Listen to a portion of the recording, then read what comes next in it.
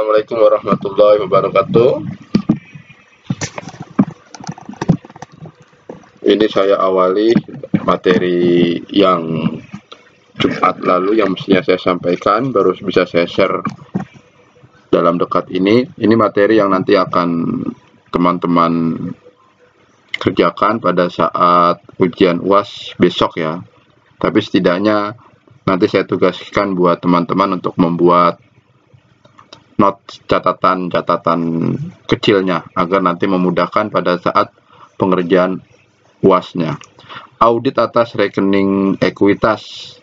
Ekuitas ini secara sederhana artinya kepemilikan hal-hal yang berharga ya dalam sebuah usaha. Kepemilikan hal-hal yang berharga dalam sebuah usaha.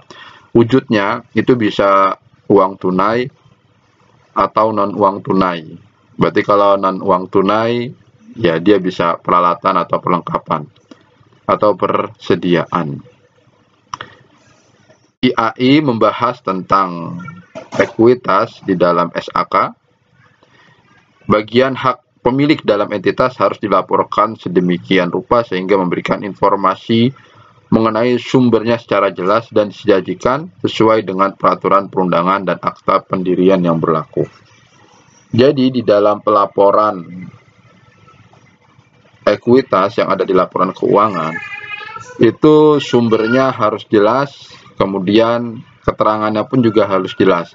Dalam artian begini, kalau pemiliknya lebih dari satu orang, kalau dia adalah perusahaan misalkan usaha firma ya, maka dibuat modal tuan A, modal tuan B. Atau bisa dibuat dengan saham biasa atau saham preferen. Kalau itu perusahaannya perusahaan PT.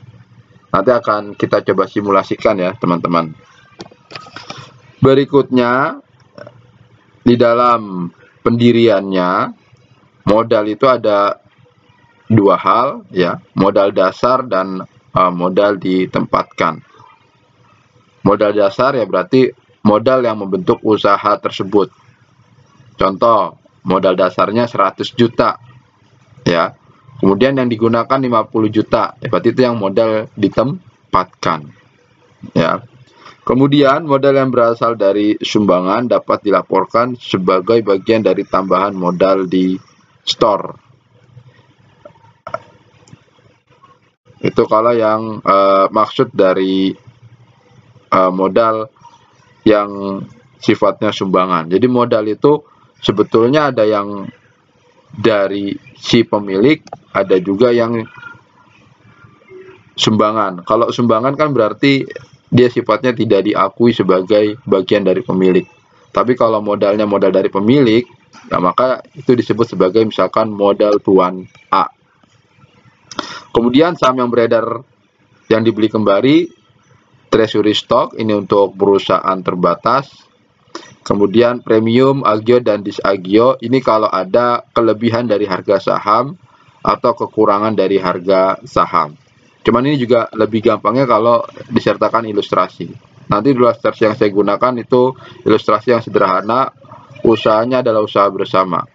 Kemudian selisih kurs atas modal di store, kemudian ada selisih penilaian kembali aset tetap, dan return earning, laba ditahan. Nah, keenam hal ini adalah yang ada di dalam ekuitas, artinya yang merupakan benda atau barang berharga kepemilikan perusahaan atau kepemilikan usaha.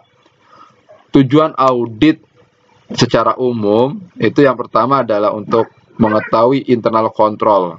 Berarti untuk mengetahui apakah dari catatan tersebut sudah sesuai atau belum.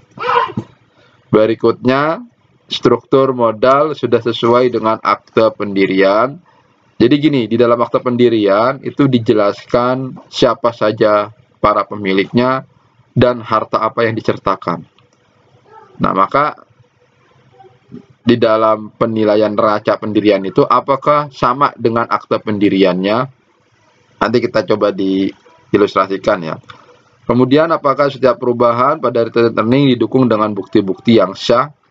Laba ditahan pada saat terjadinya pelaporan laba ditahan itu apakah disertai dengan bukti-bukti yang di sini bisa dalam bentuk bukti pencatatan ya, pencatatan dalam bentuk jurnal, itu yang paling sederhana. Kemudian apakah penyajian sudah sesuai dengan SAK etap atau IFRS? Penyajian yang dimaksud ini artinya penulisan dari ekuitasnya. Apakah sudah sesuai dengan standar atau belum? Seperti apa yang sudah sesuai standar atau belum? Nanti kita coba lihat. Kemudian prosedur audit, ini yang pertama, jadi langkah-langkahnya ya. Prosedur itu berarti langkah-langkahnya. Pelajari dan evaluasi internal control. Nah, ini kalau di dalam praktek audit, Anda sebagai auditor itu melakukan wawancara untuk mengetahui apakah pencatatan di dalam ekuitasnya itu sudah sesuai dengan standar, apakah keamanannya juga sudah terjaga atau belum, dan itu disebutnya sebagai internal control. Ketika ada yang tidak sesuai, maka diberikan checklist. Kemudian minta akte pendirian. Nah, ini artinya apa? Ini untuk mencocokkan yang ada di neraca dengan akte pendiriannya. Apakah sama atau tidak? Seandainya nggak sama gimana? Ya berarti ditandai. Berarti itu tidak sesuai. Begitu juga dengan laba ditahan. Nah, itu dilihat. Disetujui oleh yang berwenang dan diperiksa dokumen pendukung. Disetujui oleh yang berwenang ini siapa? Nah, ini bisa, kalau yang membuat laporan adalah bagian keuangan, berarti pimpinan dari bagian keuangannya. Dokumen pendukungnya itu apa selain laporan keuangan? Ya, bisa dalam bentuk rekening koran, ya, yang situ menunjukkan bahwa adanya penghasilan yang diterima sekian, pengeluaran yang diterima sekian. Nah, itu klop atau tidak? Sama atau tidak dengan yang ada di catatan jurnal umum. Bukan jurnal umum ya, yang ada di catatan ekuitasnya. Jika akumulasi kerugian sudah mencapai 75% dari modal di store, harus ada penjelasan dalam catatan atas laporan keuangan. Apakah penyajian sudah sesuai dengan SAK etap atau IFRS? Nah, ini berarti teman-teman harus paham betul bagaimana pembentukan dari laporan ekuitas. Contohnya seperti ini.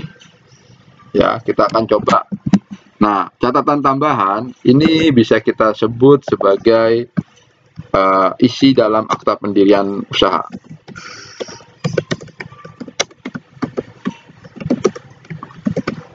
Nah, yang di sini ini kita bisa sebut sebagai neraca pendirian. Apakah ini sudah sesuai dengan SAK etap? Nanti teman-teman harus mengetahui dulu. Di dalam laporan keuangan itu kan ada KOP, ya. Di dalam KOP itu menunjukkan nama usaha, kemudian bentuk laporannya, dan periodenya. Apakah sudah sesuai atau belum? Itu nanti kita ini. Kita lihat di sini kas 50 juta. Nah, kita bisa mengetahui detailnya. Kas itu dari mana? Dari catatan tambahan. Atau yang ada dalam isi akta pendirian usaha. Oh, ternyata pas dilihat di sini kas Tuan Bambang menyetorkan uang 50 juta. Nah, maka 50 juta ini dianggap sebagai uang kas. Kemudian ada di sini peralatan nilainya 30 juta. Oh, berarti Tuan Budi, kita lihat di sini 30 juta ini dari siapa? Dari Tuan Budi membelikan peralatan secara kredit 30 juta. Nah, di sini kalau kita lihat apakah sesuai dengan SAK etapnya, penyusunan laporan keuangannya? Belum ya, belum sesuai. Maka nanti teman-teman tinggal dilihat kalau belum sesuai dan ada beberapa kriteria yang tidak sesuai, itu opininya seperti apa.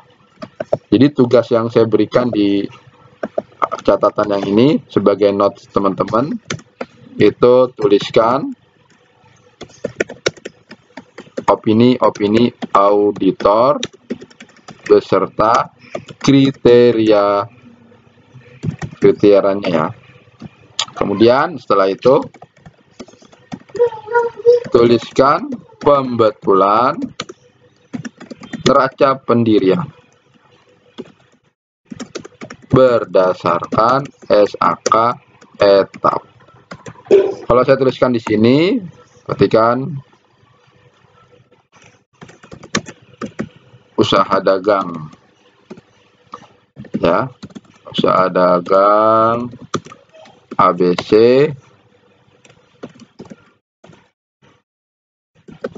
neraca